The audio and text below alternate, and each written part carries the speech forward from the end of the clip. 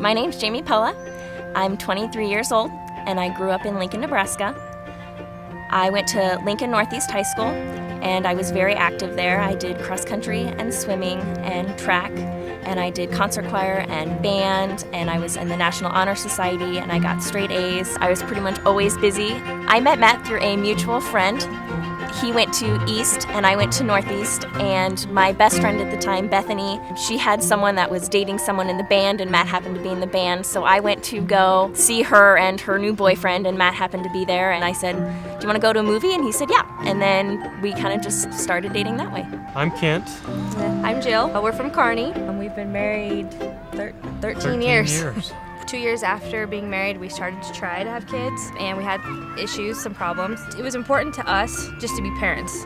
It didn't matter how we became parents, so we looked into adoption. Matt kept asking me, "Do you think that you're pregnant?" And I kept saying, I'm not pregnant. I'm not worried about it. But then every night I would go to sleep and I'm like, oh my gosh, what if I'm pregnant? And I don't know what to do. I don't know what to think. And so finally Matt's like, you just need to go and do it. And so I took a pregnancy test and I told him, and later I wrote him a letter and it said, we're going to get through this. And that's actually how his parents found out. They found the letter in Matt's room, and that's how they actually confronted him about it. But I was so scared. I knew that my dad had had a child out of wedlock, and my sister had had a child out of wedlock, and she was very young, 14 or 15. And now here was me. I was a junior in high school, and I knew that I was going to have a baby my senior year. We did AI, artificial insemination, and the next step was either in vitro or we were done. And in vitro is very expensive, and I saw how every time the infertility treatments failed, how sad and depressed it made her, and I couldn't handle that anymore. And I thought that let's just try to do adoption.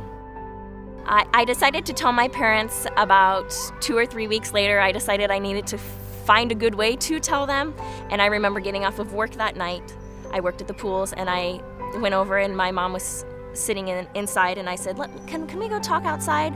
And we sat down, and I kind of just told her blank. I said, I'm pregnant.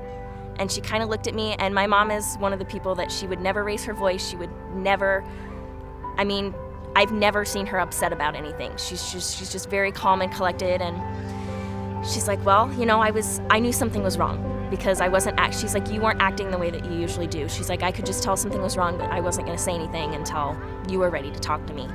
And she goes, did you tell your dad? And I said, no, how am I supposed to tell him? She says, well, soon. So I had kind of knocked on the door, and I had kind of sat down on the bed, and I said, Dad, I have something to tell you. And he's like, yeah? And I told him I was pregnant, and he was quiet, and I think that was worse. I wanted something to come out of his mouth.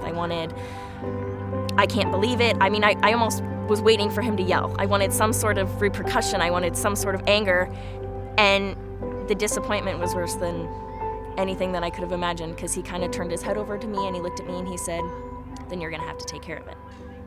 I knew that with my sister having a child when she was so young, I knew kind of what she had gone through. I know that for a while her daughter was with her husband, and then for a while she was with her, and things were just very unorganized, and she was going through a rough time. And I knew that couldn't be easy on my niece Lizzie. And so when I sat down with my mom and we had talked about it, she had actually found the Nebraska Children's Home website, and she had said, why don't you go at least take a look? Why don't you go talk to somebody? She goes, but this is about as far as I'm going to help you with. She goes, I saw this, and I think it might help you.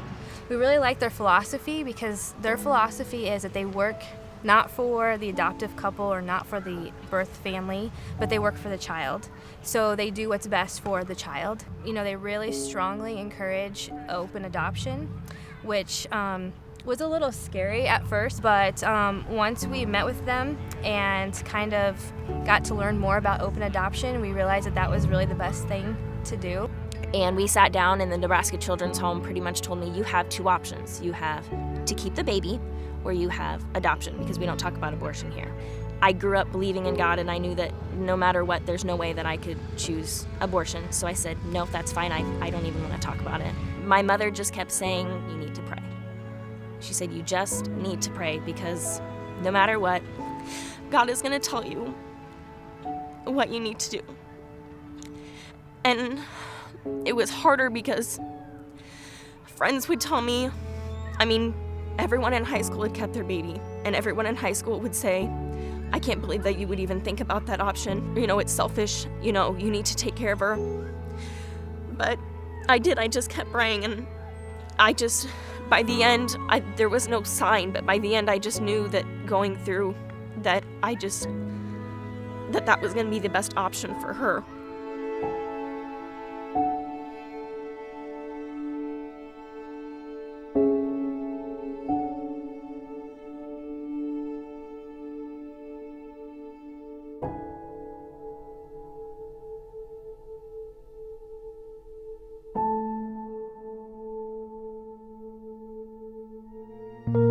So we got the phone call that Jamie and Matt and Ava had been released from the hospital, and that they were going to take her home for the night.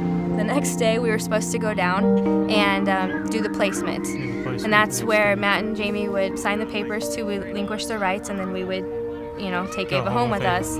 We got a phone call that wasn't going to happen, that they wanted to take the weekend to try to see what it would be like to parent.